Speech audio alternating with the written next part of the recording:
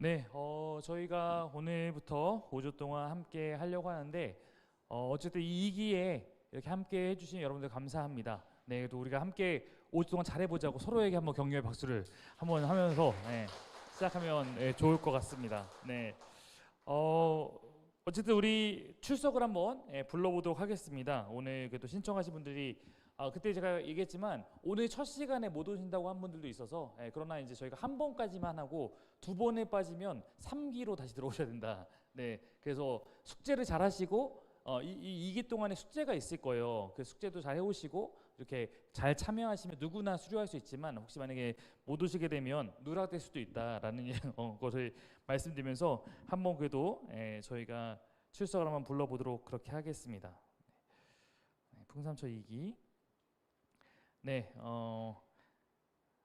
강선주, 강성훈 부부는 아이를 지금 아마 놓고 오는 것 같습니다. 김민정 자매님, 네, 김정희 자매님 오늘 첫 시간 못 오신다고 말씀해 주셨고요. 김하늘 자매님, 김형식 형제님, 김혜라 자매님, 남인혜 자매님, 박미라 자매님, 박세련 자매님, 네, 성희영 자매님 오늘 오고 있습니까? 네, 네, 승국 형제님도 오늘 첫 시간 못 오시고 심유미 자매님, 유영세 형제님, 네, 유재인 형제님, 네, 이건희 형제님, 이선영 자매님, 이세진 형제님 아직 안 왔죠? 네, 이세훈 형제님도 지금 찬양티 끝나고 넘어오는 것 같고 전종기 형제님, 지선영 형제님, 최은영 자매님, 네, 네, 아직 안 오신 분도 있지만 저희가 시작을 하겠습니다. 그래서 여러분 늦게 오면 좀 저희가 뒤로 딜레이 될 수 있기 때문에 오늘 오신 분들은 뭐 일찍 오셨지만 다음에도 잘 일찍 와주시면 좋을 것 같고요.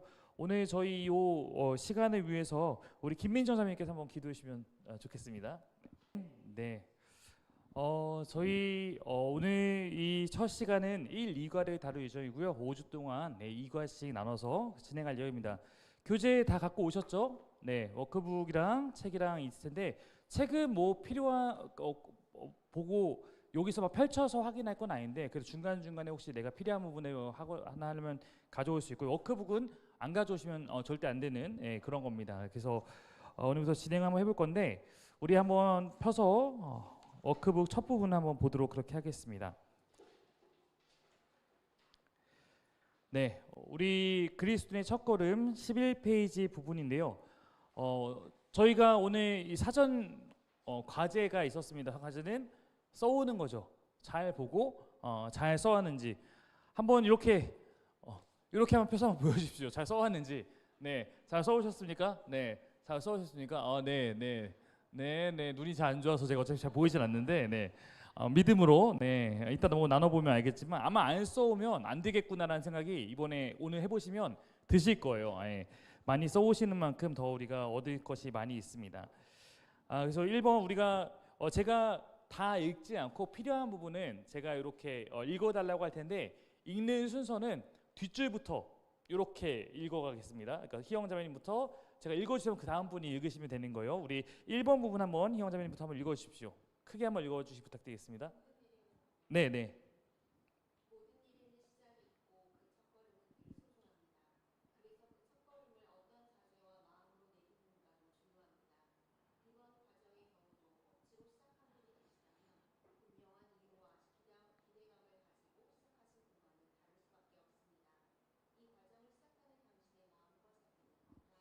네. 굉장히 아나운서 같은 딕션으로 굉장히 또박또박 네, 깜짝 놀랐습니다. 네.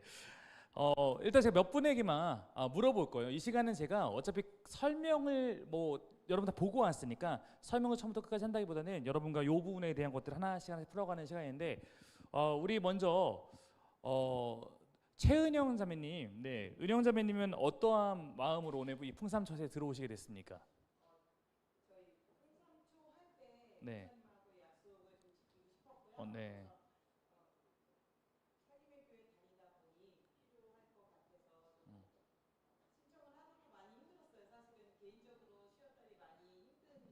음.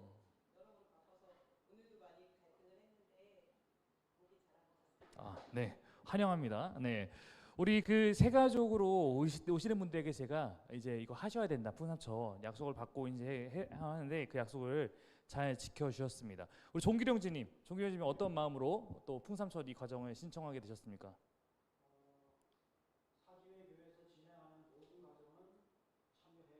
아, 네. 네. 네. 그래서 빠지지 말아야겠다. 이왕 할 거면 어차피 해야 될 것 같으니까. 네. 좋은 마음입니다. 네. 저희 교회에서 저는 이렇게 생각해요. 사실 과정을 만드는 거는 여러분 도우려고 한 거예요. 도우려고 한 거기 때문에 저는 만약 여러분의 필요에 따라서 나는 아직은 예배를 드리는 것이 더 좋고 나는 아직은 다른 것보다는 먼저 어떻게 보면 하나님 안에서 하고 혹은 내 지금 상황이 너무 막 복잡하고 힘들어서 나는 요거를 좀 나중에 하겠다라는 것은 얼마든지 괜찮긴 해요. 사실 우리가 하는 거 아까 여러분 괴롭히기 위한 게 아니라 여러분을 필요에 따라 돕기 위한 거기 때문에 그런 거예요. 그래서 여기 이제 처음 오신 분들은 풍삼철을 제가 해야 된다고 말씀드렸지만 사실 기존 우리 성도님들은 풍삼철을 저희가 한동안 하지 않고 풍삼초와 풍삼기만 갖고 이렇게 했는데 풍삼철을 해보시면 알겠지만 우리 일기도 제가 느꼈던 거는 이 과정이 그래도 여러분이 하나님을 알아가는 데 있어서 분명히 저희가 여러분이 드릴 수 있는 서비스예요. 도움을 드릴 수 있는 거고 그래서 어쨌든 이 과정이 풍삼길을 가기 전에 먼저 필요할 수 있겠다라는 마음으로 저희가 세팅을 하게 됐고요. 말 그대로 저희에게 어쨌든 선택의 기회는 저는 있다고 봐요. 여러분들에게 혹시 지금 오늘 첫 주 한 다음에 또 어떤 분들은 내가 이걸 따라가기 어렵겠다라고 해서 뭐 만약에 혹시 나는 나중에 듣겠습니다 해도 전 당연히 받아들일 마음이 있고요. 그러나 어차피 우리가 언젠가 한번 5주는 스트레이트로 시간을 내서 한번 해야 된다면 그래도 내가 지금 마음이 있을 때 한번 이것을 한다면 저는 빨리 듣는 분들이 또 그래도 이 책이 이 과정이 여러분 줄 수 있는 유익을 빨리 누려서 혹시 내 안에 나도 좀 하나님과 깊이 교제하고 싶은 마음이 있었다면 그래도 이 시간이 그럼 여러분들에게 조금 힌트가 될 수 있지 않을까. 그래서 혹시 막 너무 힘든데 저는 뭐 그렇게 시작할 수 있는 건 아니라고 생각해요. 그래서 저희 교회는 아시겠지만 나는 교회 공동체에 아직 등록하는 것 자체가 힘들어서 어디 조직에 들어가기 싫다. 나는 그냥 조용하게 아무도 모르게 예배만 하고 싶다라고 하면 저희 교회는 그냥 이렇게 그거에 대해서 얼마든지 허용하고 있어요. 그래서 지금 봐도 주일에 보면 한 많으면 한 10분 정도는 저희 교회 등록 교인이 아닌 분들이 예배를 참여하는데 그분들 중에 상당히 많은 분들은 또 몇 개월째 예배 드리고 있는데 사실 저희는 그분에 대해서 잘 몰라요.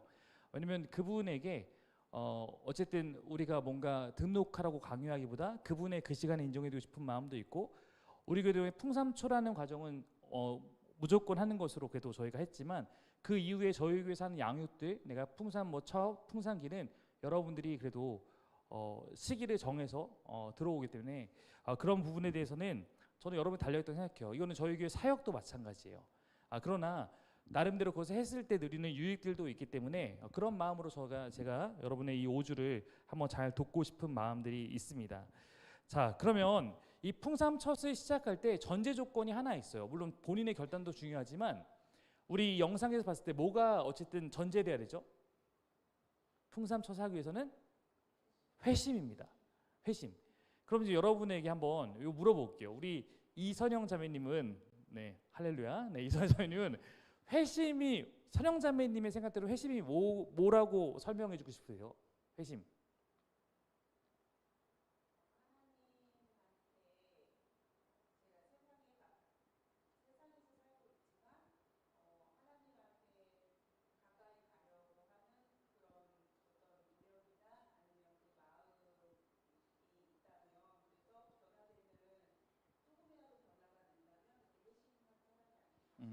네, 회심한 사람의 어떤 모습들에 대해서 또 하나님이 잘 설명해 줬고요. 영세 형제님은 회심하면 회심 뭐라고 설명해 주고 싶습니까? 만약 누가 묻는다면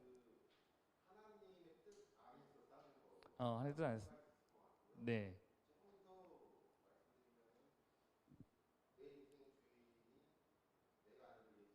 네, 네, 맞습니다. 네, 두 분이 잘 설명해 주셨는데요. 우리가 지금 2번 질문이 뭐냐면 당신은 언제 예수님의 주인으로 받아들였습니까? 어떤 과정이 있었습니까? 이게 뭐에 대한 질문이에요? 회심에 대한 질문이에요. 네, 그래서 혹시 지금 두 분이 정의를 설명해 준 것처럼 회심이 뭐냐면 그냥 내가 교회에 다니는 거를 회심이라고 말하진 않아요. 왜냐면 교회는 내가 그냥 교회 다니는 건 중요한 거예요. 왜냐면 교회를 안 다니면 접촉점이 없잖아요. 근데 교회에 다녔다고 해서 모두가 회심하는 건 아니에요. 회심하기까지 다만 하나님을 알아가고 또 도움받아서 거기까지 나아가는 게 교회 밖에 있는 것보다는 당연히 교회 안에 있는 게 훨씬 더 유리하고 필요해요. 그러나 회심은 누구도 강요할 수는 없어요. 그러나 회심은 뭐냐면 여기서 말한 것처럼 가장 간략하게 표현하면 물론 다른 정의도 다 맞지만 내가 예수님이 내 삶의 주인이라는 것을 진짜 인정하는 거예요. 그래서 내가 그것을 인정했다고 해서 우리가 모든 게 정말 하나님이 주인 상태로 완벽하게 살아가는 것은 아닐 수도 있어요. 왜냐면 우리가 부부 관계에서도 서로가 약속하잖아요. 내가 당신만을 사랑하고 당신은 나의 삶을 우선으로 하고, 근데 우리가 그 말에 항상 일치하게 살아가지 못할 때도 있는 것처럼, 그러나 적어도 그게 옳고 그게 맞고 그렇게 살기 위해서 내 삶에서 최선을 노력하는 것이 저는 회심이라고 생각합니다. 그럼 몇몇 분들에게만 좀 한번 이 질문을 한번 또 들어보도록 그렇게 할게요. 어쨌든 여기 있는 분은 그래도 나는 회심했다 라고 아마 생각하고 오셨을 것 같아요. 네, 그렇죠? 네, 아니면 여기 뒤에 얘기하겠지만 김영국 목사님이 여기 강의에서도 회심하지 않은 사람은 이 과정을 더 이상 진행하기 어렵다라고 이제 했기 때문에, 그럼 우리 선영 형제님은 혹시 이번에 여기 들어가면 이번에 대해서 혹시 어떤 좀 답을 적어 오셨습니까?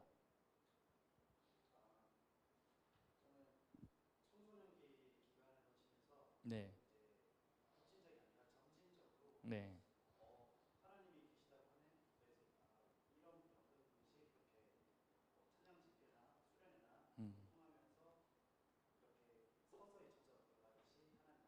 음, 그래서 청소년기부터 알게 된 그 하나님을 내가 그래도 정말 내 삶의 주인으로 받아들이고 내가 살아가겠다라고 했던 어떤 그것도 청소년기부터 그 마음이 함께 시작된 것 같습니까? 네. 건희 형제님은 어떠세요? 이번에 대해서 혹시 제가 물어본다면? 네. 음,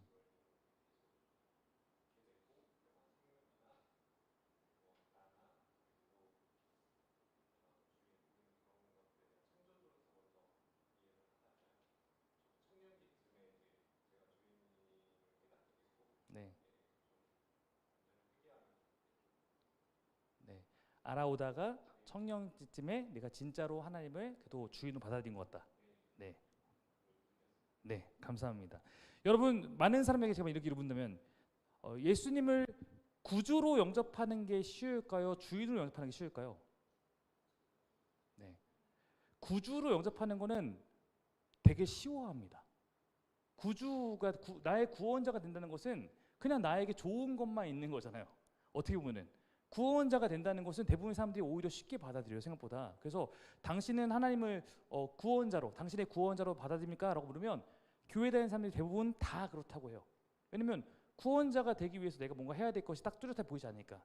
그럼 반대로 오히려 당신은 당신의 삶의 주인이 정말 하나님을 인정하고 그분을 주인 삼고 당신이 종되어서 따라가는 삶을 결단하겠습니까? 라고 물으면 조금 더 고민을 하고 좀 더 부담을 느끼죠. 왜냐면 오히려 구원자가 되는 것은 내 삶에 그렇게까지 뭔가 막 이렇게 약간 멀리 있는 느낌이에요. 어떻게 보면 구원자. 그러니까 이 구원자로서 신을 인정하는 건 되게 쉬운데 정말 당신이 삶의 주인으로 주님 받아들이기 생각할 때 어렵거든요. 사실 같은 얘기거든요. 구원자로 받아들이는데 내가 주인으로 안 받아들였던 거는 어떻게 보면 이상한 거지만 좀 더 실제적으로 다가왔을 때 사람들이 좀 더 고민을 한단 말이에요. 근데 저는 아까 했듯이 회심이란 것은 그런 의미에 보자면 좀 더 직접적으로 정말로 우리가 고백하더니 하나님이 주인인 삶, 내가 종된 삶, 즉 그분이 나에게 원하시면 내가 아무리 힘들어도 그 삶을 그래도 따라가 보기 위한 다짐을 하고 애써보는 삶, 그것이 회심이라고 생각하고 여기 있는 분들이 만약에 그런 마음이 모두에게 있다면 저는 정말 잘 오신 거다. 이 풍삼적 과정은 회심한 사람들을 위한 거예요. 반대 이렇게 질문해 볼게요. 제인 형제님, 왜 풍삼천은 회심한 사람에게만 할까요? 네, 네,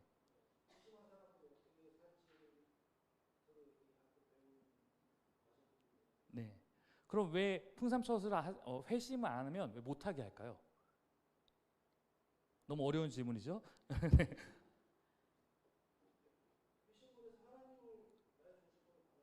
음,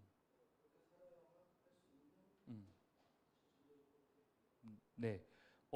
그 예수님을 우리가 어떻게 보면 배워가고 따라가고 알아가고 고백하기 위한 이 삶 자체가 사실은 내가 예수님을 나의 삶의 주인으로 받아들이는 마음이 없으면 제대로 걸어가기 쉽지 않아요.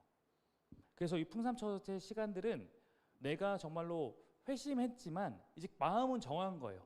근데 내가 어떻게 그래 나는 내 삶의 주인이 하나님임을 인정해. 그럼 내가 그 하나님의 인정을 살아간다는 게 무엇인지 그리고 그 하나님과 어떻게 날마다 더 가까워져서 계속해서 그런 마음을 가지고 나아갈지 이런 과정을 돕는 건데 이 방향이 이렇게 돼 있으면 이 과정을 제가 도울 때마다 이렇게 정말 자라갈 수 있어요.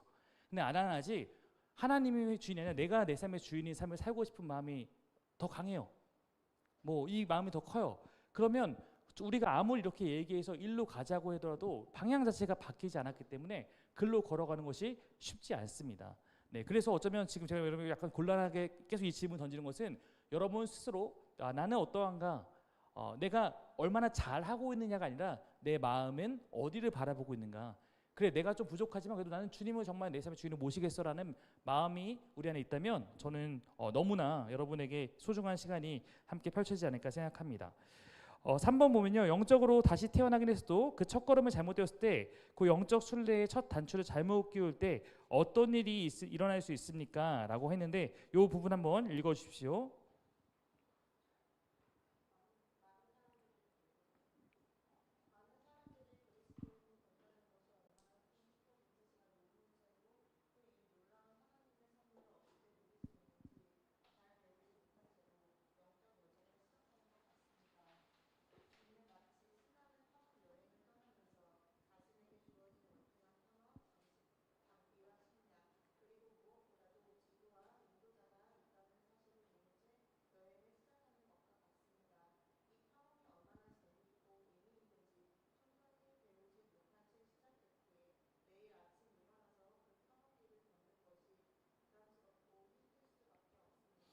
네, 지금 여기서 말하는 것은 우리가 모두가 우리가 어쩌면 여기서 이미 이런 삶을 지나왔을 수도 있고 혹은 지금 과정 중에 있을 수도 있지만 우리 안에 일종의 어떤 오해들이 많이 있기 때문에 이 여정이 우리에게 주는 유익보다는 마치 다른 것들로 인해서 우리가 이 여정의 참된 의미, 참된 기쁨을 누리지 못한다는 것에 대해서 설명하고 있어요. 그러면 여기서 말하는 것은 우리 영상이나 책에서 보셨지만 기독교인들이 오해하는 것 중에 혹은 그렇게 실제로 교회에서 인식이 되기 때문에 우리가 자칫 잘못 첫걸음을 뗄 수 있다는 것이 예화들이 나오는데 혹시 어떤 것들이 좀 기억나시나요? 네, 뭐뭐 해야 한다. 네, 자, 너는 이제 그리스도 믿었으니까 뭐 해야 된다고 보통 얘기하죠? 너 이제 기도해야 돼. 너 이제 전도해야 돼. 너 이제 뭐 해야 돼? 뭐 해야 돼?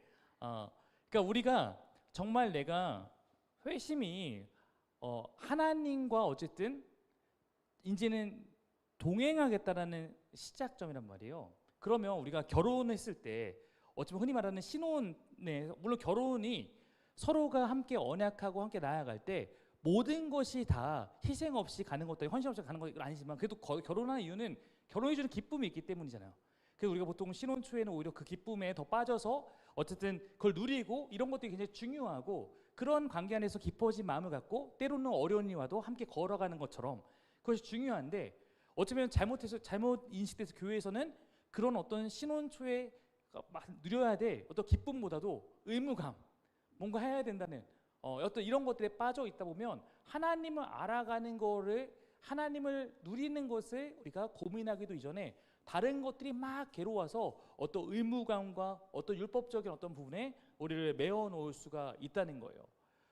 그래서 저희가 아까도 제가 처음에 물어봤지만 저는 저희 교회에 있는 분들이 교회에 오면 이런 어떤 과정이 여러분들에게 어떤 의미에서는 좀 여러분들에게 부담을 줄 수도 있지만 그러나 제가 여러분들에게 이거에 대해서 가급적 언제 할지 이런 거에 대한 선택권을 주고 자발적으로 두는 이유가 왜냐면 저는 여러분들에게 그래도 이 시간들에 대해서 각자가 다 어쩌면 나아가야 되는 그 속도나 이런 거 다를 수 있다고 생각하기 때문이에요.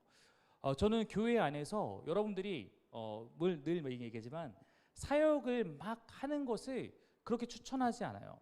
어느 순간 되면 그건 자연스럽게 하게 될 거지만 교회에 처음 왔을 때 여러분이 해야 되는 것은 예배하면서 그리고 공동체를 누리면서 그리고 어쩌면 지금 이런 시간들도 여러분 괴롭히려는 게 아니라 이 안에서 배운 것도 알고 하나님을 알아가고 배우고 누려가는 것이 좋아서 신앙생활이 뭔가 의무나 어떤 다른 것보다는 그런 걸 돼야 된다 이렇게 말할 수 있습니다. 한번 4번 질문 한번 읽으십시오.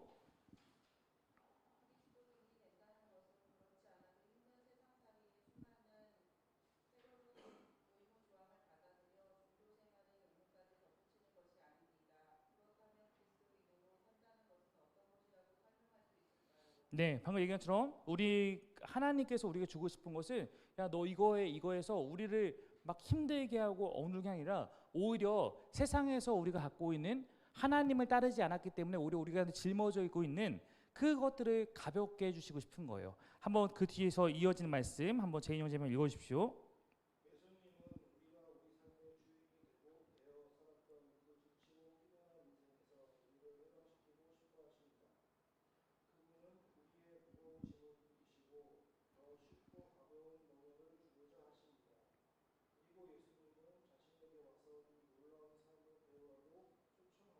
네. 아마 여러분이 풍산처 강의를 듣고 책을 읽을 때 이 부분을 잘 보시면서 유념해서 보셨겠지만 예수님께서 수고하고 무거운 짐 자들 내게로 와라 내가 너를 쉬게 하리라. 근데 이 쉼이 뭔지를 이해하는 게 중요해요. 뭐 예를 들어서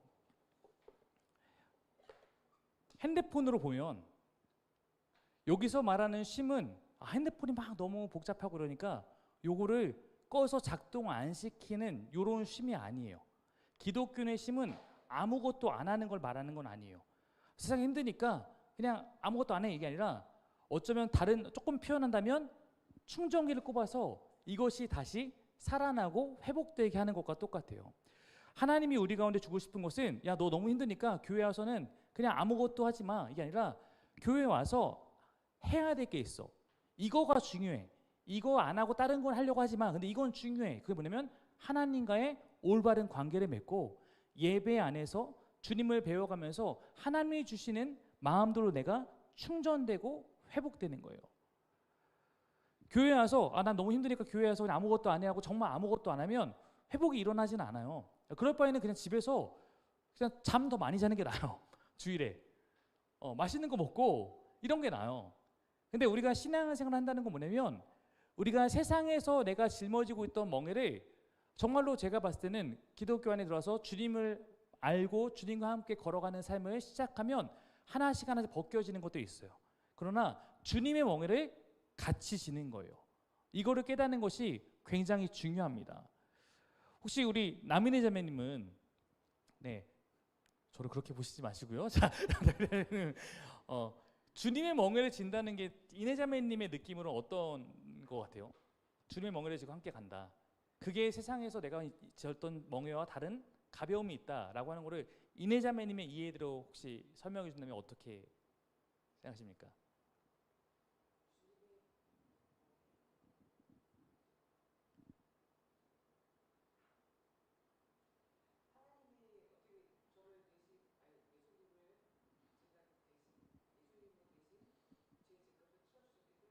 네.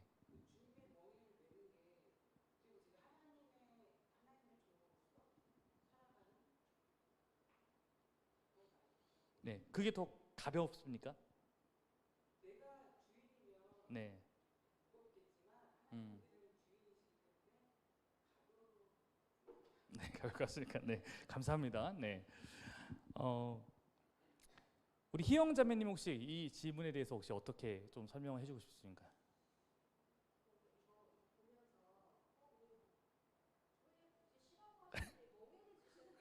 네.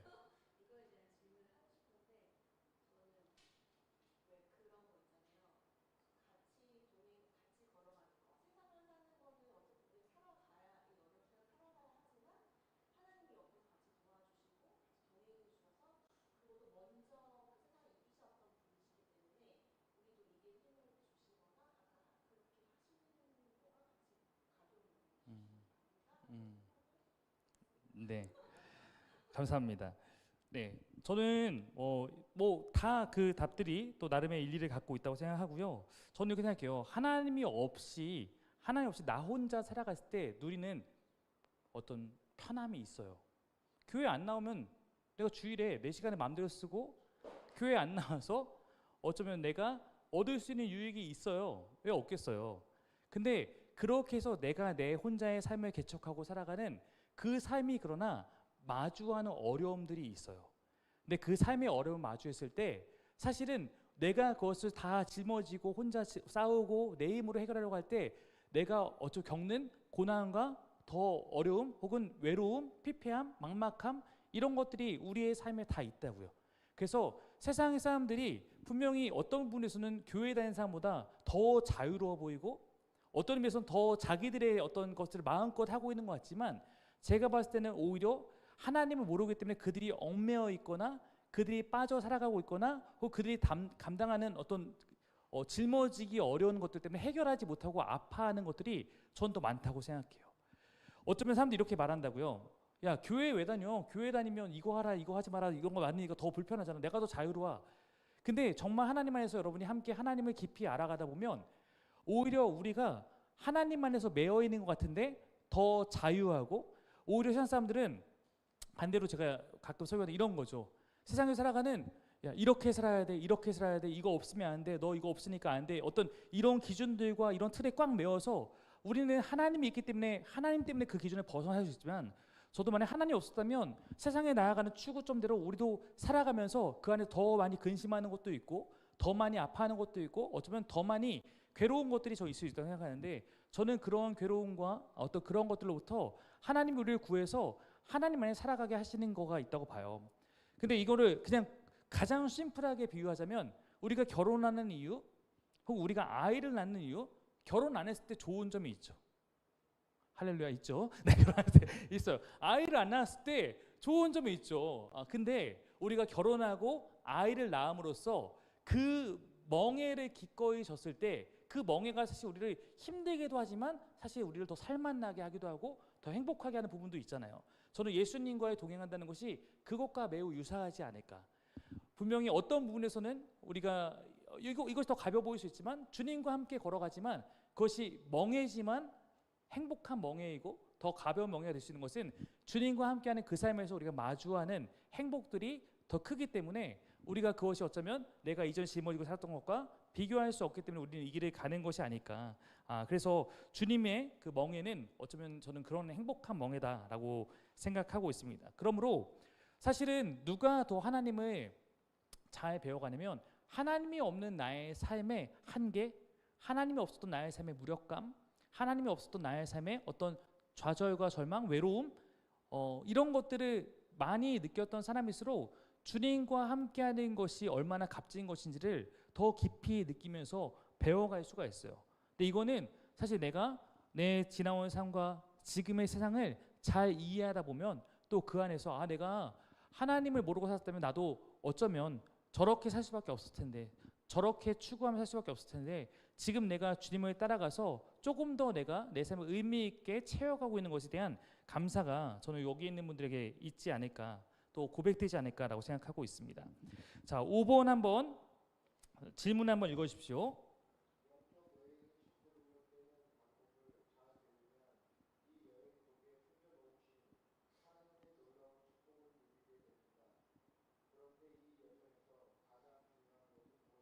자, 이 여정 가장 중요한 거 무엇일까요? 한번 여러분이 같은 답을 적었는지 한번 우리 한 목소리로 한번 읽어봅시다. 시작. 우리의 신앙 여정에서 가장 중요한 것은 바로 우리를 불러주신 하나님 아버지를 알아가고 그분과 인격적인 관계를 맺는 것입니다. 네, 인격적인 관계를 맺는 것입니다 라고 말하고 있습니다.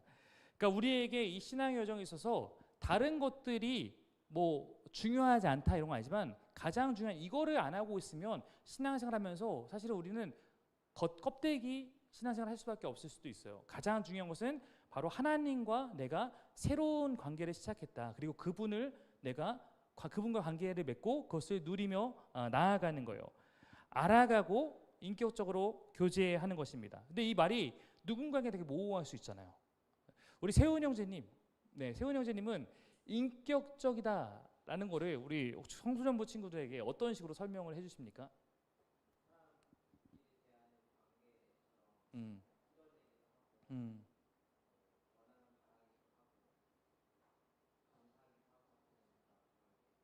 음, 네, 네, 그렇습니다. 네, 감사합니다. 네, 하늘 우리 자매는 하나님이 인격적이다라는 것을 어떤 의미로 본인은 좀 이해하고 있어요?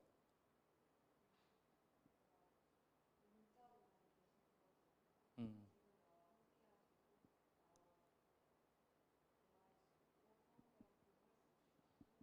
음, 네.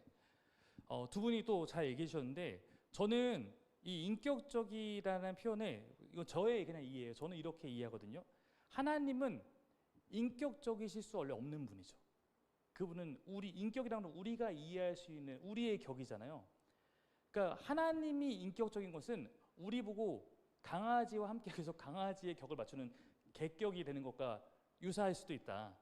그러니까 우리보다 어쩌면 우리가 봤을 때는 조금 더 낮은 존재와 함께하기 위해서 우리가 그 눈높이를 낮추듯이 뭐 개까지 안 가도 내가 5살짜리, 3살짜리와 교제하기 위해서 그 안에서 막 이렇게 하면서 함께하는 것이 사실 우리의 본질에 맞지 않지만 우리가 그 대상을 위해서 그렇게 낮아지는 것처럼 하나님이 인격적인 것은 하나님은 감히 우리가 그분의 마음껏 느끼고 하나님 우리가 예배했을 때 예배 받으셔야 될 이유도 없고 하나님이 우리를 위해서 뭔가 해주셔야 될 분이 아닐 수도 있지만 하나님이 우리를 너무 사랑하셔서 마치 내가 아이를 위해서 그렇게 하듯이 무릎을 낮추시고 내 눈높이에서 원래 하나님은 너무 크기 때문에 비유하자면 지금 내가 그분의 막 발밖에 못 봐요.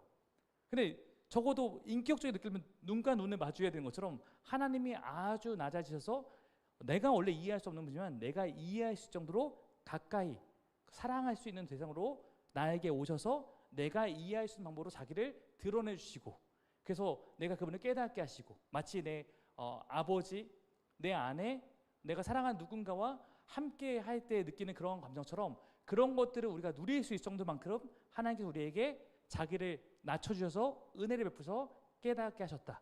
제가 생각하는 인격은 이런 거예요. 그래서 마치 우리의 인격적인 나와 아주 가까운 누군가와 사귐을 누리듯이 우리 여기 쌍둥이 형제, 우리 세진, 세훈 형제가 있는데 둘이서 이렇게 뭔가 어떤 긴밀한 얘기를 나누는 것처럼 내가 그렇게 얘기했을 때 하나님께서 내 그런 얘기를 들어주시고 또 나에게 말씀해 주시고 이런 관계를 맺어가는 것이 저는 인격적인 관계라고 생각하는데 이거를 원래 맺을 수 없다. 존재론적으로 보자면 근데 하나님께서 우리 가운데 그걸 허락해 주시고 은혜해 주셔서 자기를 우리에게 그렇게 나타내 주셨고 다가와 주셨기 때문에 우리가 누리게 된 것이 이 하나님이다. 나도 그 하나님을 그렇게 지금 느끼고 있는 분도 있지만 나도 그 하나님을 그렇게 누리고 싶고 알고 싶어요. 나에게 아직 하나님이 너무 멀리 있는 것 같아요. 성경 속에 있는 것 같아요. 누군가에게 가까이 있는 것 같지만 나한테는 적어도 그런 분이 아니라고 하신 분이 있다면 요 풍삼천의 과정을 통해서 우리가 해나가고 함께 어쩌면 배워가고 깨달아 가려는 것이 바로 그 하나님은 내가 그렇게 가까이서 함께 해나갈 수 있는 그 시간을 한번 가져보는 것입니다. 그래서 우리가 이렇게 이제 요 5주의 시간에 시작하려고 하는 것이니까요. 그런 기대를 갖고 함께 참여해 주시면 좋을 것 같습니다. 하나님 나라 이야기 넘겨서 나눔은 조별로 여러분이 지금 이따 제가 시간 드리면 조별로 나눌 거고요. 하나님 나라 이야기를 빨리 한번 먼저 다뤄보겠습니다. 자, 하나님 나라 이야기 넘겨주시면 14페이지에 있어요.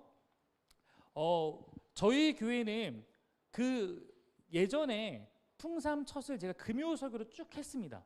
금요 설교로 쭉 했기 때문에 그때 들어보신 분도 있겠지만 금요 설교로 했는데 그때도 풍삼첫의 요는 1과 2과 여기서 10가까지 앞에 있는 내용만 하고 뒤에 있는 이 하나님 나라 이야기는 그때 다루지 않고 저희는 하나님 나라 이야기를 따로 최근에 한 20주 정도로 따로 한번 했었죠. 그러니까 그렇게 저희 교회는 한 번씩 다룬 적이 있었는데 하나님 나라 이야기에 대해서 제가 뭐 더 자세하게 설명한 것은 그 20주의 설교를 보면 알 것 같고 오늘 여기서 풍삼처에서는 그래서 여러분이 하나님 나라에 대한 복음을 듣는 거기 때문에 간단하게 여기 있는 내용들만 설명해 보면 한번 요 질문부터 한번 읽어 주십시오. 영세 형제님.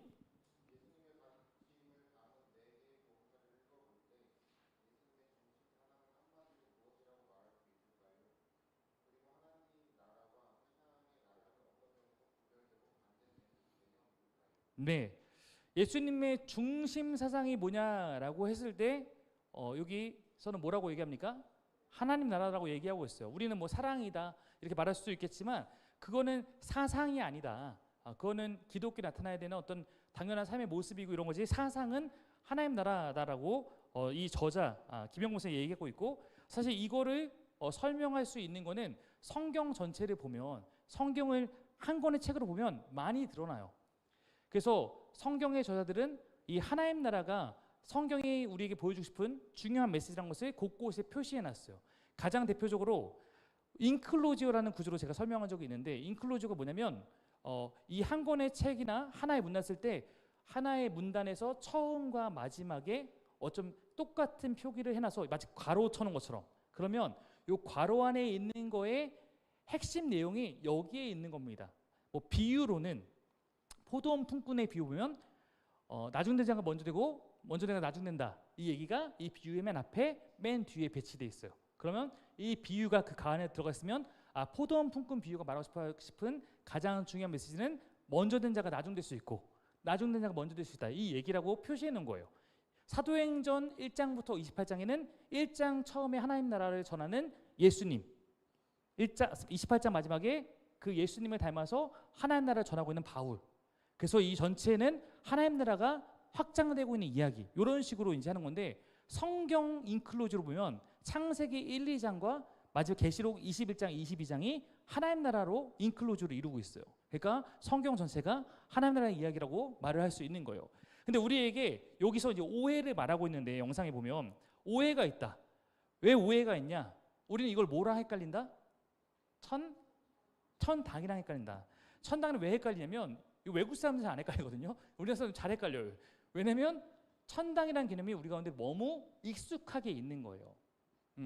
그러니까 그냥 우리는 원래 하나님 나라와 하늘 나라 중에 뭐가 더 원래에 간다면 하나님 나라예요. 근데 이거를 하나님을 함부로 부를 수 없기 때문에 유대인들은 하나님을 하늘에 빗대어 얘기했어요. 하늘 나라라고 써 있는 마태복음의 이야기가 그래 있는 거예요. 마태복음 외에서 만약 여러분이 하나님 나라라고 써 있는 거를 찾아오신다면 아마 한 번 찾을 수 있을 거예요.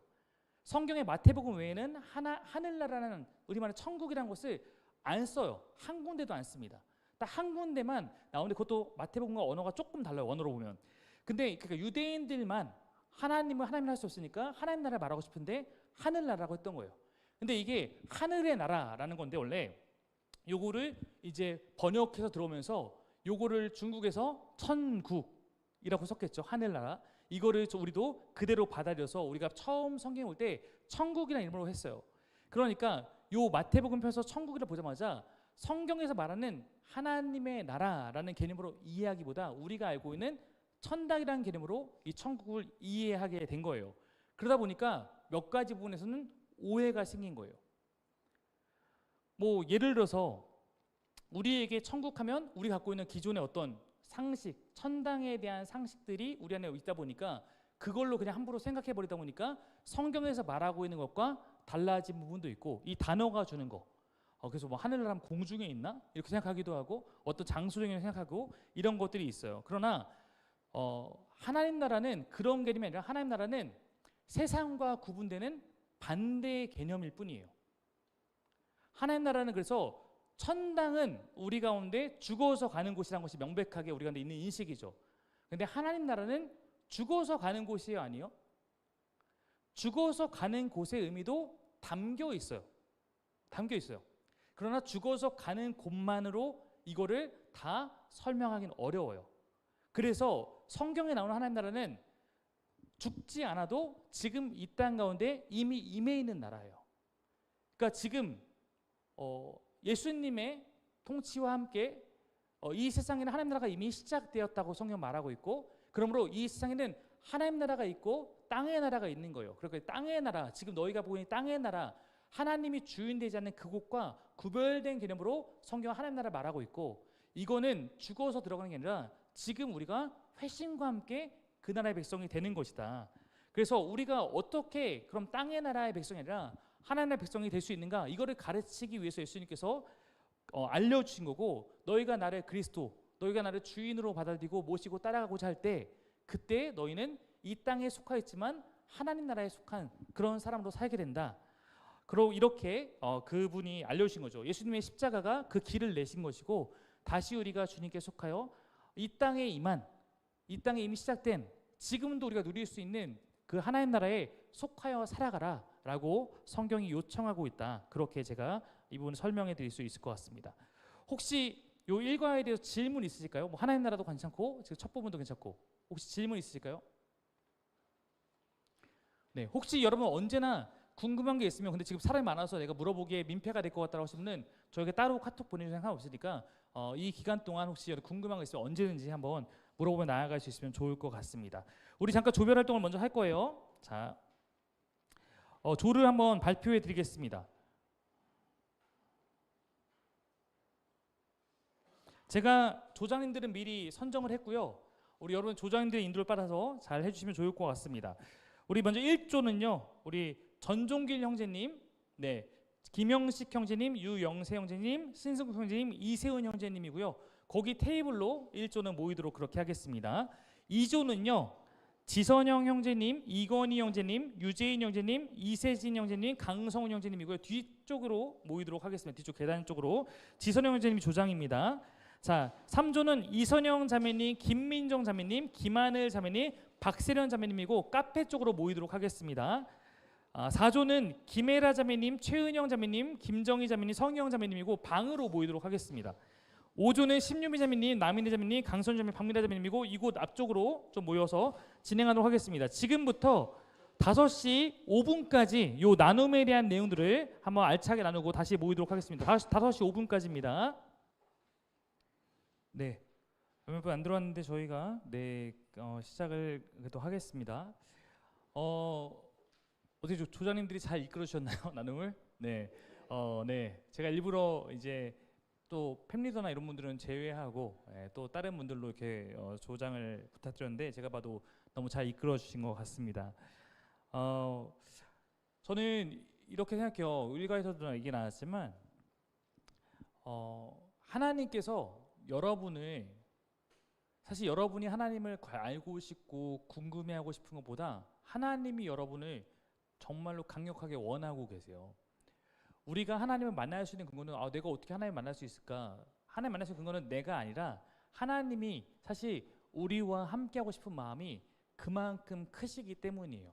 그 마음 때문에 어쨌든 우리가 하나님을 알아가는 거다. 그래서 혹시 이런 것들이 잘 와닿지 않을 때는 성경에 보면 제가 그때도 다른 데서 한번 얘기한 것 같지만 예를 들어서 가장 우리에게 익숙한 비유 중에 하나 탕자의 비유 보면 그 집 나간 탕자를 기다리는 아버지의 마음이 사실은 회심하지 않아서 하나님을 떠나 있는 우리를 기다리는 하나님의 마음과 유사하거든요.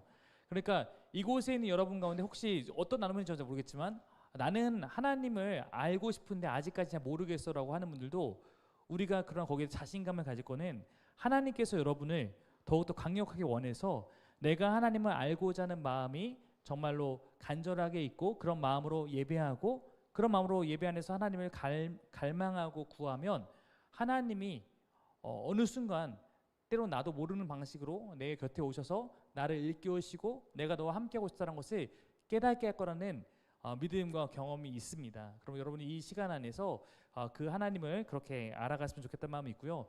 저희 교회가 지금 이렇게 팸 체제로 가다 보니까 팸에 속하지 않은 분들은 뭐 미소가족 모임을 한 달에 한 번 하지만 대부분 팸에 있는 분들과 많이 이야기 나누고 사역에 들어오시면 뭐 교사들끼리도 좀 친해지고 뭐 예배팀끼리도 좀 같이 나눔을 하고 이러지만 사실은 사역도 하지 않고 팸에만 있거나 팸도 안 들어가 있는 분들은 교인들끼리 교제를 나눌 수 있는 시간이 어쩌면 요 시간도 굉장히 귀한 시간일 수 있다고 생각해요.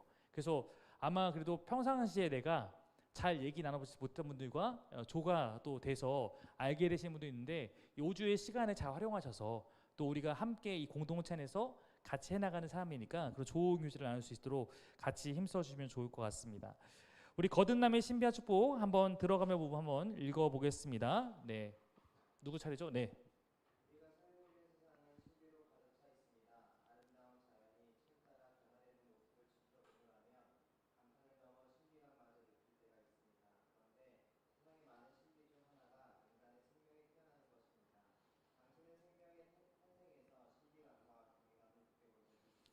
네, 우리 세진 형제님, 네, 세진 형제님이 그다음 비교적 이 경험을 가장 최근에 하셨을 테니까, 네. 둘째 이름이 뭐죠? 이안. 동그라미 세 개. 네, 이안. 네, 이안. 네. 우리 이안이의 또 탄생을 어제도 최근에 또 경험하셨을 텐데 어떠세요? 그런 걸 이렇게 보고 있으면 거기서 신비감과 또 경외감 이런 게 느껴집니까? 음, 표현하기 좀 어려. 네. 네, 뭔지 모르겠지만 정말 세훈이 형처럼 말투도 똑같고, 네, 그렇습니다. 아마 대부분의 사람들이 좀 이런 경험들을 이제 하죠. 예, 저도 기억나요. 저도 이제 탯줄을 이제 제가 자를 수 있어갖고 이렇게 자러 들어갔는데 정말 이렇게 생명의 탄생은 참 신비하다. 그리고 생명의 탄생뿐만 아니라 사실은 자연인도 바라보면 바라볼수록 참 신비하다라는 것들이 많이 있죠. 어떻게 이렇게 이 모든 것이 있을까라는 것들을 보면서 때로는 그래서 우리가 그런 생명의 탄생, 우리의 삶의 어떤 것들을 막 바쁘게 해서는 모르지만 가만히 묵상하고 가만히 지켜보면 정말 거기서 좀 우리는 고백할 수 있는 창조주의 그 놀라움 이런 것들도 느낄 때도 있는 것 같습니다. 근데 우리가 그런 부분이 아니라 사실 우리가 누릴 수 있는 최고의 신비가 있다면 여전히 죄를 짓고 여전히 나약함이 있는 우리가 무흠하고 무한하신 하나님과 살아있는 관계, 인격적 관계를 맺을 수 있다는 것이 어쩌면 또한 우리가 고백할 수 있는 신비인 거예요. 아까 얘기했듯이 이거는 어려운 건 아니거든요. 왜냐하면 하나님이 여러분을 원하시기 때문에 하나님이 허락해 주셨기 때문에. 근데 사실은 내가 그것을 담으면 내가 여전히 이렇게 부족한데 이런 나를 하나님 포기하지 않으시고 찾아오셔서 함께 하자고 말씀해 주시고 내가 널 기다렸다고 말씀해 주시고 내가 너와 함께 할게라고 말씀해 주시고 이렇게 하는 것 자체가 사실 우리가 고백할 수 있는 신비고 저는 이 고백이 우리 가운데 가장 신앙의 중심에 있어야 된다. 그래서 여러분들 이 교회 안에서 저는 우리 교회에서 함께하는 이 시간을 통해서 다른 거 쫓아가다가 이거 못 누리고 있는 것 같다면 다른 거를 멈추셔야 돼요. 다른 거 중요하지 않아요. 근데 내가 정말 예배 때 이 하나님을 찾고 갈망하고 하는 마음들이 우선 있어야 되고 그래서 그 하나님을 내가 누리면서 내가 먼저 그 하나님 가운데서 관계 맺으면서 채워지고 회복되고 그러면 그때부터는 내가 이전에 나라면 하지 못했던 것도 기꺼이 하게 돼요. 저는 제가 지금도 제가 뭐 그렇게 잘난 사람이 아니라 제가 지금 감당하고 있거나 제가 지금 누군가를 위해서 어떤 헌신이나 희생했을 때 결코 그것이 제 힘이라고 생각하지 않거든요. 그러니까 하나님이 나 너무 사랑하시다 보니까 또 하나님이 내가 하나님 원하시는 일을 하겠다고 다짐했을 때 힘을 주시니까 그것도 때로는 불평 없이 그것도 때로는 기꺼이 하게 되는 거라고 봐요. 그래서 그런 것을 보면서 하나님이 우리 안에서 우리를 바꿔가시고 변화시켜가는 것을 우리가 다 고백하게 되는 거예요. 우리 이거는 그런 내용들이라고 생각할 수 있습니다. 이번 질문 우리 종기령 님이 읽어주시면 되겠습니다.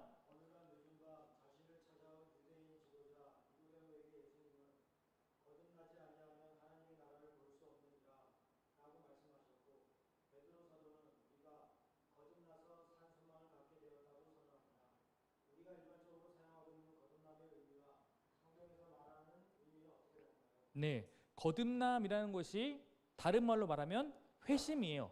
네, 회심이 거듭남이고 이것이 구원의 시작이고 이것이 영생의 시작이고 이것이 하나님 나라의 백성이 된 거고 이것이 하나님의 자녀가 된 거고 사실 다 같은 개념이에요. 다 같은 개념이 여러 가지 메타포로 우리가 보이고 있는데 거듭남은 굉장히 직설적인 단어죠. 너희가 다시 태어났다. born again 이렇게 나오잖아요. 다시 태어났다. 이 거듭났다. 다시 태어났다라는 건데 이 거듭남도 그러나 성경에서 사용되지만 우리에게 있는 일반 상식 속에도 있는 단어이기 때문에 구별해야 됩니다. 자, 일반적인 의미로 거듭남은 어떨 때 쓰이죠? 네, 마음이 뭐 새로지거나 새로운 사람이 됐다. 예를 들어서 이 사람 새 사람으로 거듭났다. 네가 드디어 인간다운 인간이 됐구나. 이런 의미가 있을 수 있고, 혹은 이제 다른 거 하다가 이제 정치인으로 거듭났다. 건전한 시민으로 거듭났다. 이런 식으로 쓰는데 성경적 의미와 이 의미가 비슷한 부분도 있지만 다른 부분도 있어요. 자, 성경적인 의미에서는 어떤 의미로 우리가 사용하는지 우리 미라 자매님이 한번 설명해 주시겠습니까?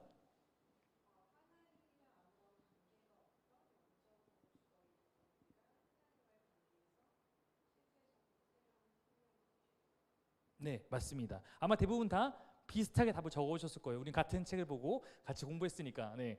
근데 여러분, 그 세상에서 말하는 거듭남과 성경에서 말하는 거듭남의 가장 큰 차이는 뭐냐면요, 요 거듭남은 다시 태어난다는 의미도 있는데 또 하나의 의미가 있다고. 뭐죠? 위로부터 태어나다는 거예요. 네. 그러니까 위로 태어난 건 하나님에게서 태어난 거예요.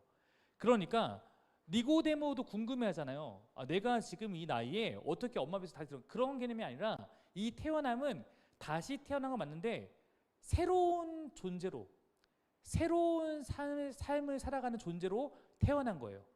그래서 우리 형식 형제님이 살아가다가 내가 회심을 했다라고 하면 내가 그걸 그렇게 느끼든 안 느끼든 내가 정말 하나님의 주인 삼았다면 이전의 나의 삶을 반복하는 이전의 존재로 다시 태어난 게 아니라 이제부터는 이전과 다른 새로운 하나님과 동행하는 존재로서, 하나님과 함께하는 존재로서 새로운 삶을 살아갈 수 있는 그런 소망과 가능성을 품은 존재로서 다시 태어났기 때문에 완전하게 새로운 걸 말하는 거예요. 그러니까 흔히 말하는 우리가 지금 있는 하나님이 없는 삶, 이거는 성경에 말하면 하나님 없는 우리의 삶이고 우리 주인의 삶이고 세상에 속한 삶이고, 또 다른 의미로 말하면 썩어 없어질 몸으로 다시 태어난 게 아니라 너희는 이제는 완전하게 다른 존재가 되어서 새 사람으로, 거듭난 새 사람으로, 하나님께 속한 사람으로, 세상 나라가 아니라 하나님 나라 백성으로, 하나님 가족으로, 그리고 이제는 어쩌면 썩을 몸으로 다시 태어난 게 아니라 우리는 이제는 썩지 않을 부활에 대한 소망을 가진 그런 존재로서 다시 태어났다. 이렇게 성경은 구분해서 말을 하고 있습니다. 그러니까 여러분이 회심했다라고 하면 내가 이제는 다른 삶을 살아갈 수 있는 존재가 되었구나라고 이해하셔야 돼요. 이게 성경의 선언입니다. 문제는 이제 우리가 이거를 조금 헷갈려 하는 거는, 우리는 경험이라는 것을 굉장히 중요하게 여기다 보니까 내가 뭔가 이렇게 이런 삶을 살다가 나 오늘 회심했어. 그럼 여기서부터 완전하게 갑자기 다른 삶이 시작되면 내가 그걸 느낄 것 같은데 사실 그런 개념은 아닐 수도 있어요. 이거는 하나님 안에서 내가 진지한 결단하는 것이고 내 마음의 고백을 드리는 것이고 그때부터 어쩌면 그 새로운 삶을 살아가면서 경험해 가는 것이지 내가 눈 떴더니 완전 새로운 어떤 존재가 되는 것은 아닐 수도 있어요. 그러나 이 개념을 일단 이해해야지 내가 이전과 다른 삶을 살아갈 수 있게 된 것을 깨닫고 실제로 살아갈 수 있습니다.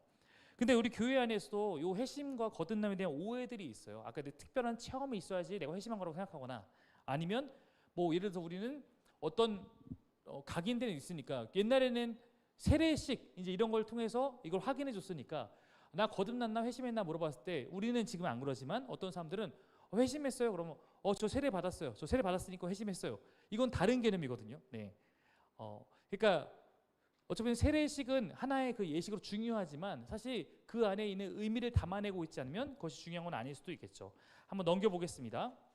자, 그러면 어떻게 우리가 거듭날 수 있는가? 니고데모처럼 어떻게 우리가 거듭날 수 있는가? 이거는 우리 힘으로 아닌 게 아니기 때문에 그래요. 선영 형제 한번 읽어주십시오. 여러분은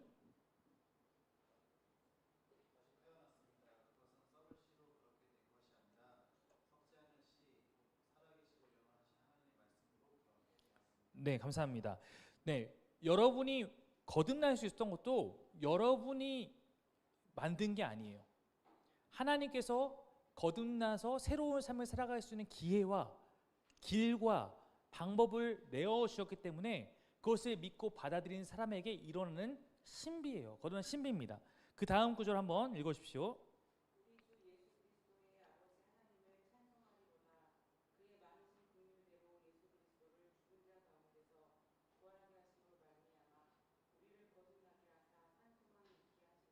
네, 나 같은 사람이 하나님께 속한, 나 같은 사람이 하나님을 아버지라고 부를 수 있는 존재가 된 것이 사실은 정말 하나님을 찬양할 수 있는 일이에요. 그래서 이것은 그의 많으신 긍휼, 하나님이 우리에게 그렇게 하실 이유가 하나도 없어요. 그러나 우리를 너무 사랑하시기 때문에 오셔서 예수님을 통해서 우리 가운데 그러한 지위와 그러한 존재성을 부여해 주셔서 우리가 이제는 소망 가운데 살아가게 했다. 이것이 성경이 증언하고 있는 것입니다. 그러면 아마 여기까지 오실 때 여러분 가운데 다 궁금하시고 어쩔 수 우리가 드는 질문이 있을 거예요. 나는 진짜 회심했나?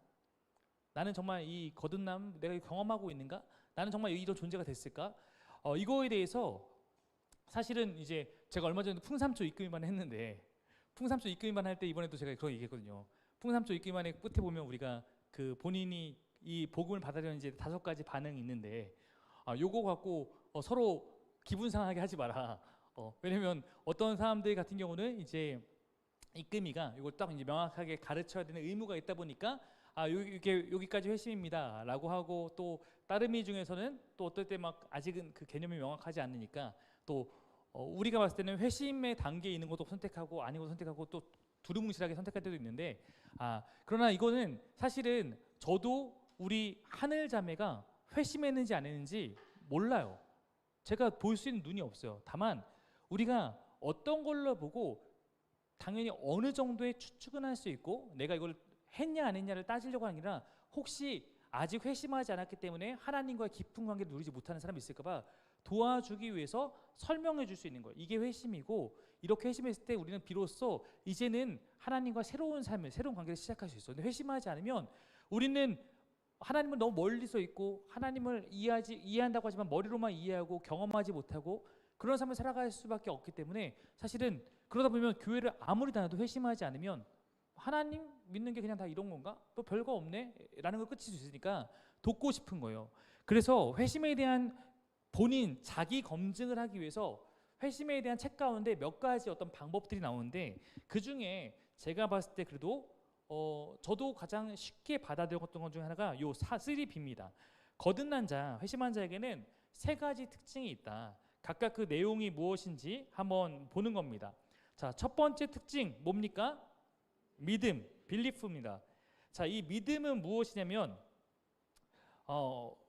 그러니까 즉 내가 이렇게 새로운 존재가 되게 한 하나님의 그 일하심에 대해서 내가 전적으로 받아들이는 거예요.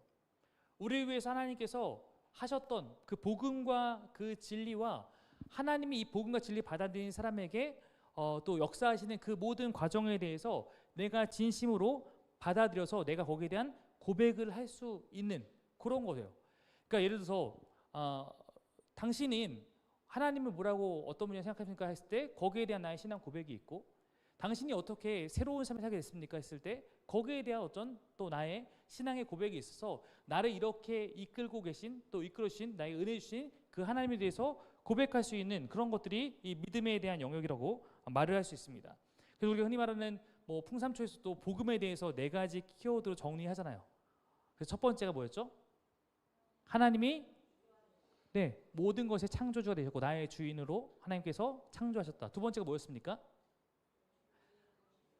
그러나 인간이 그 하나님을 거부하고 하나님을 자기 삶에 내어주셨기 때문에 인간이 하나님과 관계없는 삶, 깨어진 삶을 살게 되었습니다. 세 번째가 무엇입니까?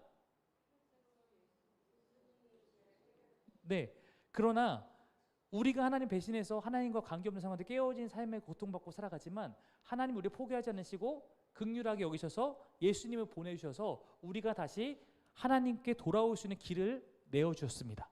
네 번째가 무엇입니까?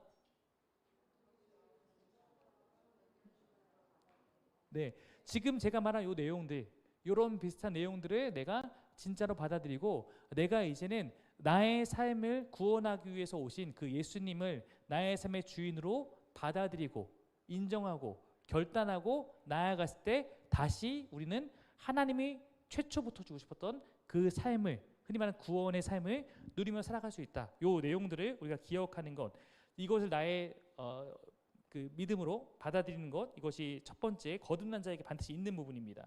그래서 우리에게 이 부분이 잘 정리되어 있어야지 내가 하나님께서 하신 이 일을 내가 받아들임으로 내가 지금 이 삶이 시작됐구나 하는 것을 확신할 수 있는 겁니다.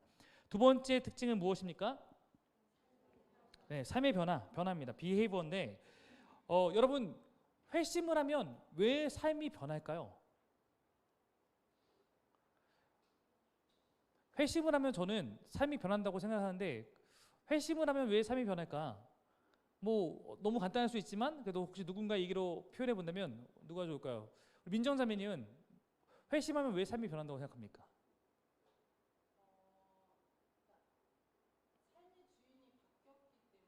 네.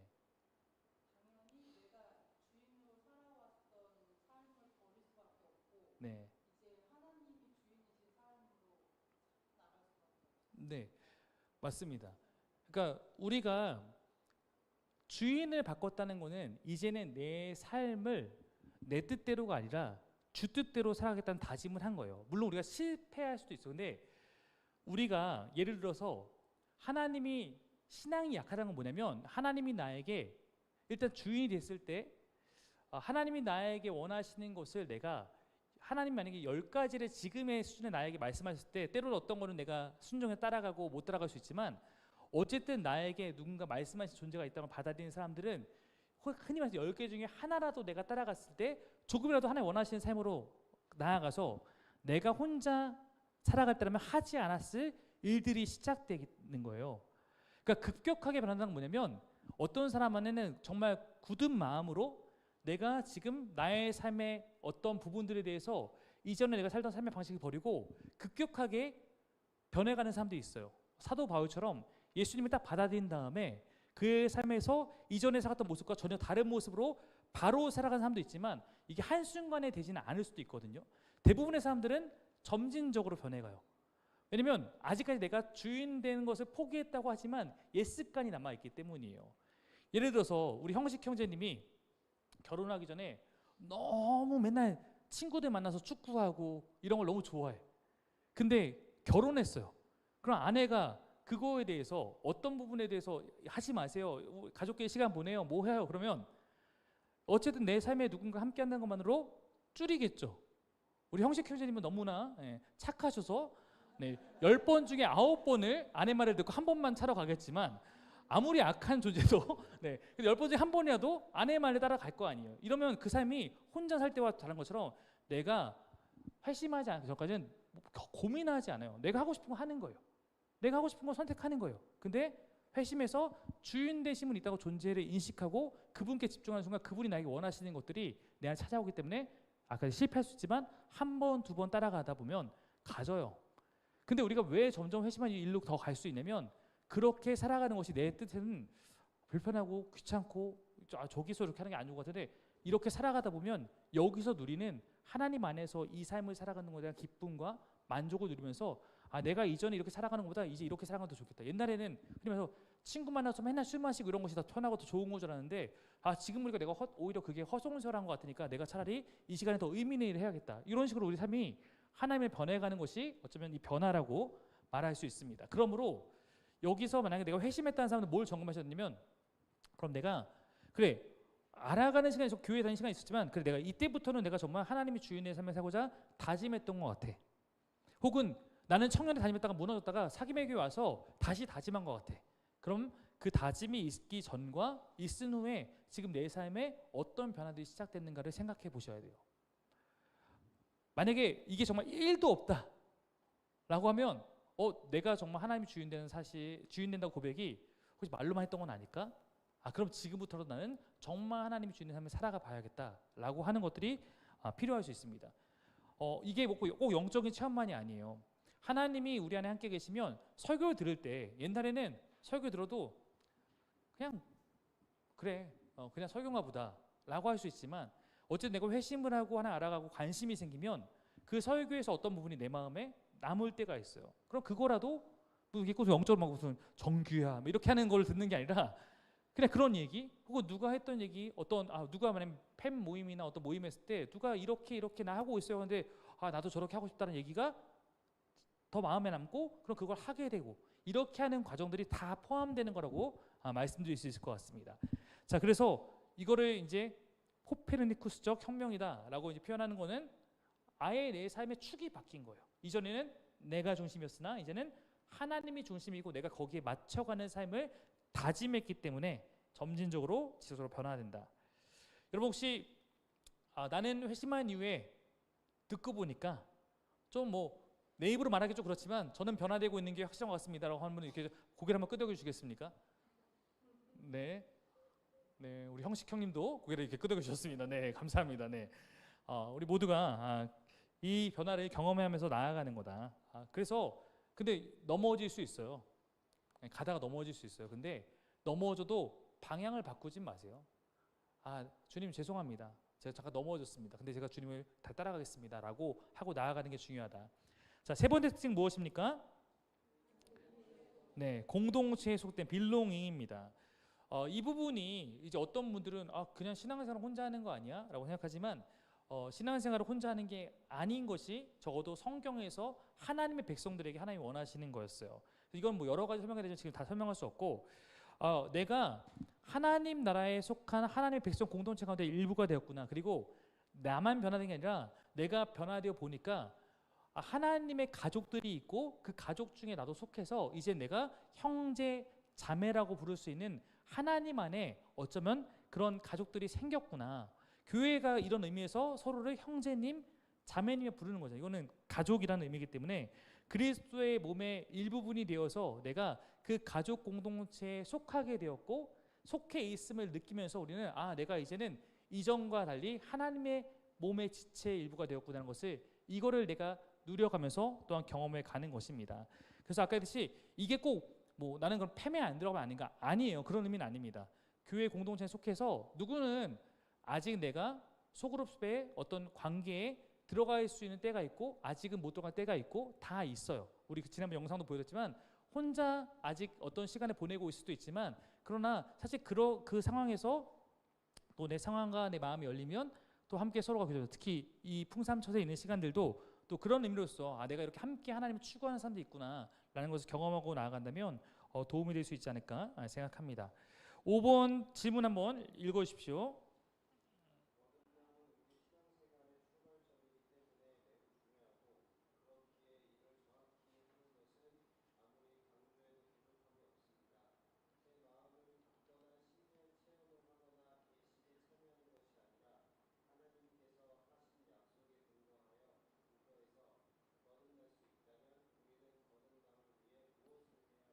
네, 일단 여기 우리 다 같이 써온 정답부터 한번 해보면 진실한 뭡니까? 고백, 뭐 믿음, 결단 어떤 거 쓰셨어도 비슷할 거예요. 네, 그래서 아마 이게 좀 의견이 나눠질 수 있는 것은 명시적으로 또 나와 있기보다는 또 이런 것도 있기 때문에 그래서 뭐 고백, 믿음, 결단 이런 것들이 필요하다라고 말할 수 있습니다. 여러분 그러니까 우리가 신자라고 하잖아요. 신자. 그리스도의 신자라고 표현하는데 신자는 믿는 사람이에요. 기독교 신앙에 있어서 믿음은 굉장히 중요한 역할을 해요. 우리가 그래서 돈으로도 못 가요. 하나님 나라. 마음 착해도 못 가요. 하나님 나라. 뭐 이런 거 얘기하잖아요. 아까 저쪽에 나눔할 때 그리스도인은 착한 건 기본이야. 막 이렇게 또 얘기하신 거 들렸었는데 우리가 착한 이유는 딴 게 아니에요. 하나님이 착한 것 자체가 목적이 아니라 하나님을 따라가다 보니까 하나님이 원하시는 삶을 살다 보니까 흔히 말해서 세상 사람이 보기에도 좋은 면이 보여지는 거예요. 우리 착한 존재는 아닐 수 있겠지만 내가 아까 하나님 따라가다 보니까 근데 우리가 주님을 따라가는 것, 즉 내가 믿는 것이 중요하지 다른 걸로 해서 우리가 구원을 얻었다. 그래서 믿음으로 가는 나라, 하나님 나라 이렇게 어린이 찬양에서 말하지 않습니까? 믿음이 되게 중요한 거예요. 자, 믿음은 그러나 여러분한테 혹시 오해가 있다면 한 번 더 여기서 정리를 한번 했으면 좋겠는데 믿음은 누군가는 이전에 내가 교회에서 이렇게 들었을 수 있어요. 믿음도 하나님이 주시는 거야. 그러니까 당신의 의지로 뭔가 하는 거 아니야. 그거 당신이 이렇게 뭔가 힘으로 하려는 것은 뭐 교만이야. 이런 얘기 들었다면 여기서 말하고 싶은 거는 그리고 그 목사님의 의도가 뭐 제가 봤을 때는 어떤 분은 정말 잘못 가르칠 수 있지만 저는 그런 의도보다는 우리가 강조되는 것을 우리가 뭔가 해야 된다는 것을 억누르기 위해서 그렇게 얘기할 수 있지만 사실은 엄밀한 의미로 우리가 좀 더 정확하게 정의하면 믿음은 우리의 반응을 의미하는 거예요. 그러니까 믿음이 선물이다라고 말하는 것은 그 믿음이 선물이라는 얘기보다는 믿음을 통해서 우리 가운데 그것이 주어지는 그로 말미암아 구원을 누리고 하나님 가운데 들어가게 되는 모든 과정 자체가 선물이라고 얘기하는 거지 믿음 자체를 마치 우리가 하는 게 아니라 하나님께 주신 거라고 생각하면 엄청난 오해가 생깁니다. 자, 만약에 이렇게 생각해 볼게요. 이게 둘이 있는데 만약에 믿음이 하나님이 주시는 거예요. 그래서 하늘이에게 믿음을 줘서 믿음을 갖게 했어요. 근데 민정님한테 믿음을 안 줬어요. 그래서 하나님의 자녀가 못 되겠어요. 하나님이 안 줘놓고 믿음이 없다고 심판을 해요. 그리고 되게 논리적으로 이상한 거잖아요. 그러니까 우리의 어떤 선택권이 하나도 없는 어떤 신앙생활. 그러니까 그러면 이런 신앙생활하면 내가 뭘 할 필요가 아무것도 없는 거예요. 내가 애써 신앙생활하고 교회를 다니고 하나님 따라갈 이유가 아무것도 없는 거예요. 왜냐면 하나님이 믿음 주시지 않으면 나 어제 끝인데 그 주실 거면 어차피 내가 아무것도 안 해도 받을 건데 전도할 필요도 없고 신앙생활을 할 필요도 좀 없을 수 있어요. 그러니까 이런 것은 제가 봤을 때 굉장히 오해를 줄 수 있는 표현이다. 그래서 풍삼초, 풍삼기에 동일하게 나오지만 믿음은 하나님이 물론 하나님께서 이 모든 과정을 주시는 것도 맞고 이 모든 것을 우리 통해서 우리를 구원하시는 그 길을 여신 것도 많지만 그 안에서 우리가 뭔가를 한다는 것이 있다면 그것은 적어도 하나님의 그 마음을 나도 받아들이고 따르겠다고 고백하는 것이다. 자, 쉽게 설명하면 이런 거죠. 풍삼기에 보면 되게 좋은 예화가 하나 나오는데 풍삼기를 이미 하신 분은 성원 형제님 화이팅. 네. 그 풍삼기에 보면 어떤 얘기가 나오냐면 그 급류타기 하다가 우리 김영구 목사님이 급류타기를 하다가 보트에 떨어졌어요. 그래서 좀만 가면 절벽에 떨어져 죽이니까 그 근처에 라이프 가드들이 그 김영구 목사님을 향해서 이제 튜브를 던져주는 거예요. 구해주려고 튜브를 던져줬어요. 그래서 이렇게 김영구 목사님이 하늘을 보고 이렇게 떠내려가고 있어, 이렇게 빠지면 이렇게 빠지고 떠내려가고 있는데 튜브가 딱 날아와서 그 튜브를 딱 잡았어요. 그래서 이걸 갖고 어떻게 표현하냐면 이걸 성경으로 비유해 보자면 구원, 즉 죽음에 이르지 않게 구원하기 위해서 즉 어떤 일이 있었던 거면 하나님께서 우리 가운데 그 구원의 방편으로 살 길을 내어주신 것, 튜브가 날라온 것이 은혜예요. 근데 그 은혜를 내가 받아들이는 것이 믿음이다.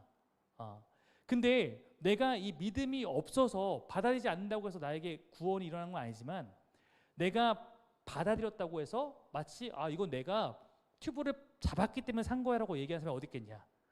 하나님이 은혜 주셔서 누군가가 나에게 튜브를 던져줬기 때문에 그거에 대해서 내가 믿음으로 살게 됐으면 그것에 대한 감사를 하고 오히려 고백을 하게 되지.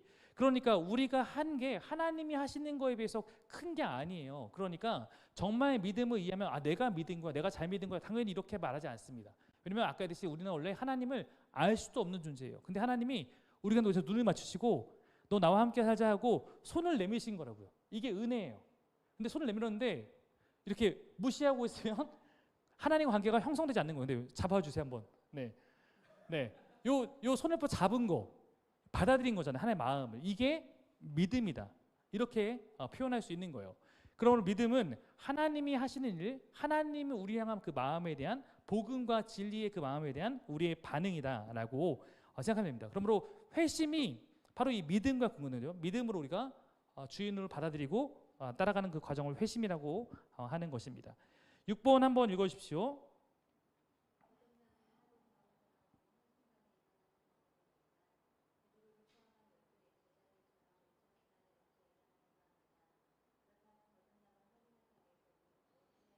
네, 바로 주한 글씨를 한번 읽어주시면 감사하겠습니다.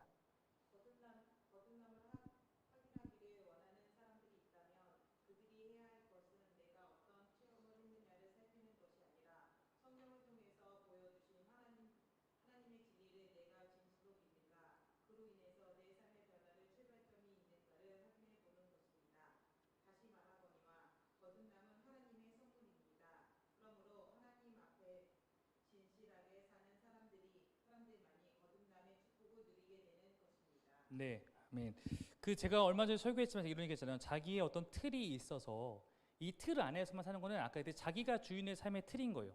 난 여기까지만 이렇게 살겠어. 근데 내가 하나님을 믿는다는 거는 하나님이 원하시는 마음이 있을 때 이 틀을 벗어나는 거예요. 이게 믿음을 가졌기 때문에 나타나는 현상이잖아요. 하나님이 나에게 원하시는 것이 내 틀 이상의 것을 내가 해보기를 원하시고 내가 주인 되지 않았으니까 하나님 원하시는 것이면 내 틀을 깨고 그 일을 하는 거잖아요.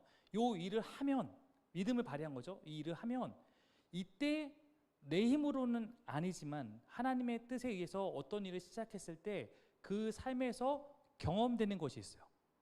난 여기까지밖에 못하는 사람이었는데 이것도 내 삶을 통해 일어날 수 있네. 하나님이 내 삶을 이렇게 도우시네. 이런 것들을 비로소 경험하거든요. 우리 막 옛날에 성경 만화 같은 거 보면은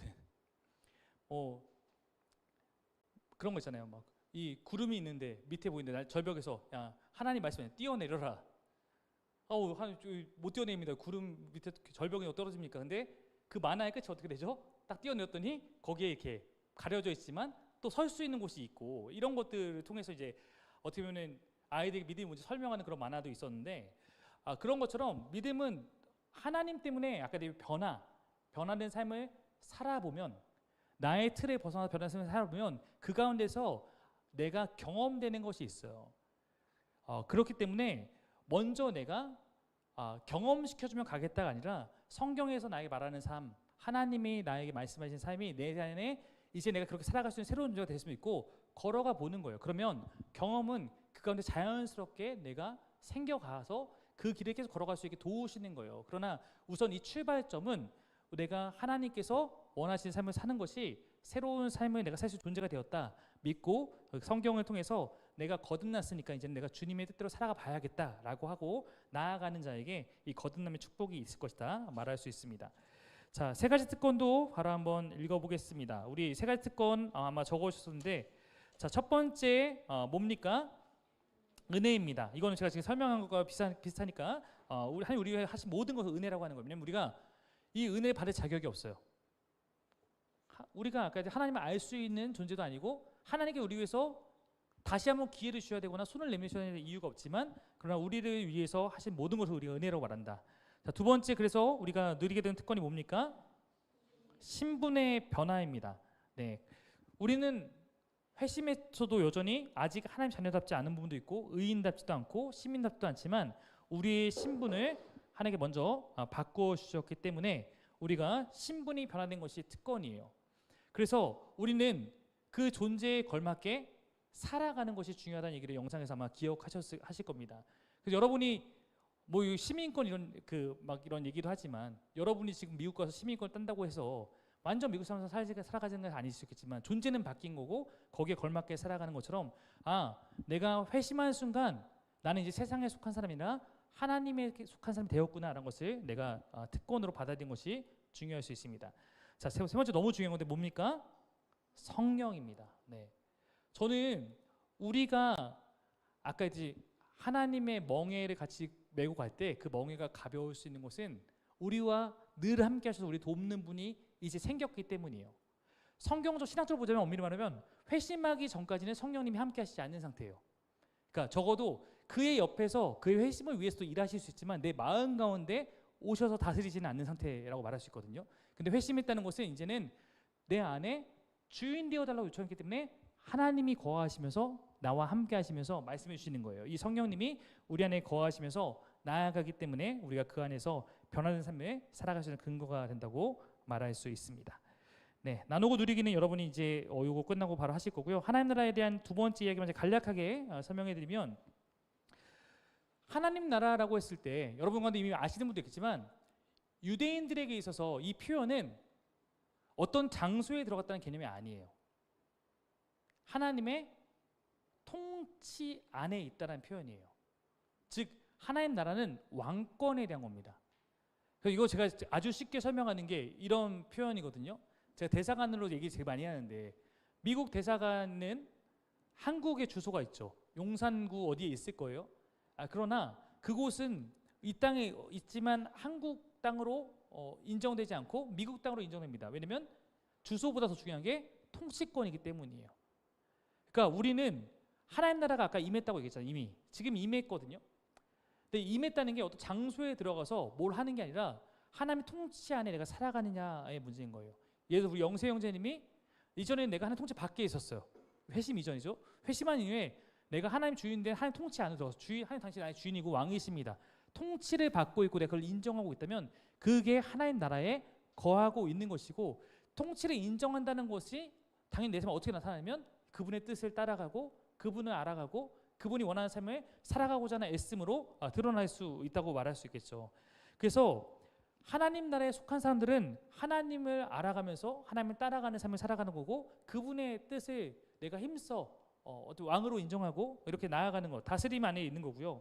하나님을 세상 나라에 속한 사람들, 즉 회심하기 이전에 세상 나라에 속한 사람들은 하나님을 인식하지 않고 살거나 여전히 아직 내가 주인 되어 산 거다 이렇게 하는 겁니다.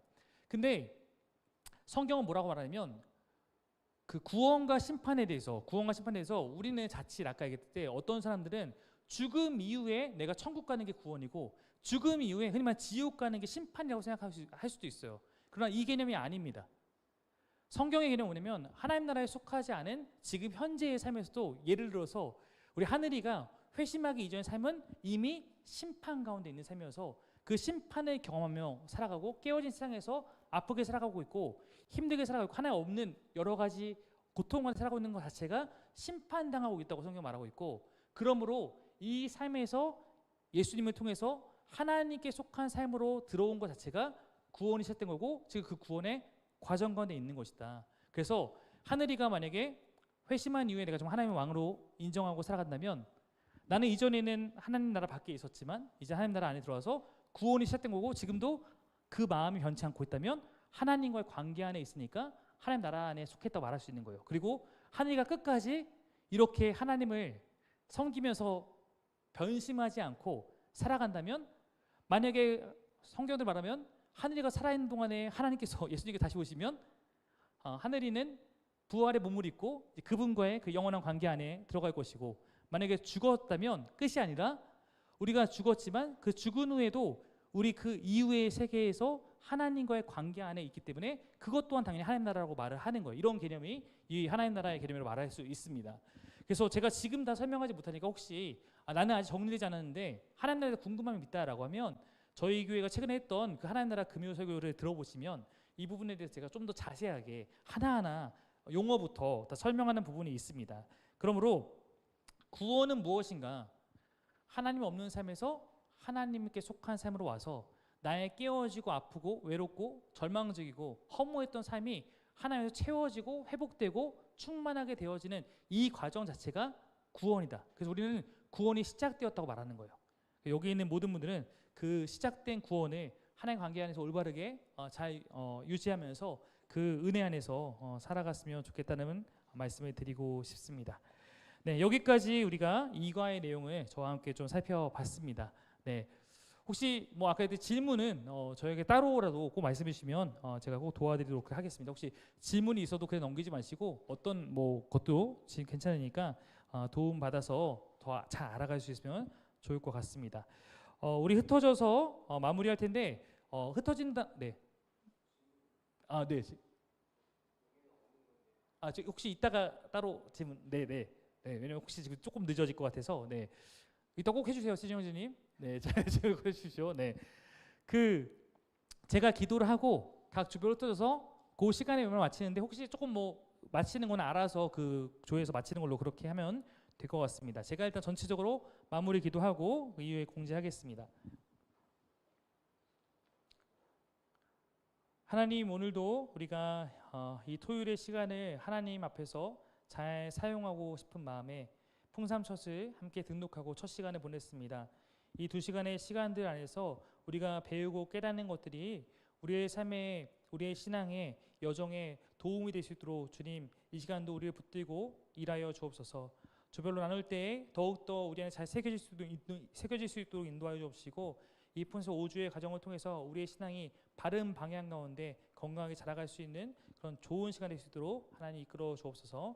감사드리며 예수님 이름으로 기도드립니다. 아멘. 네, 수고하셨습니다. 네, 6시 10분 정도까지 일단 조 모임을 하고요. 혹시 뭐 본인들이 원하시면 더 하시는 건 알아서 하시는 걸로 하겠습니다. 네, 다음 주는 3시입니다. 3시. 네.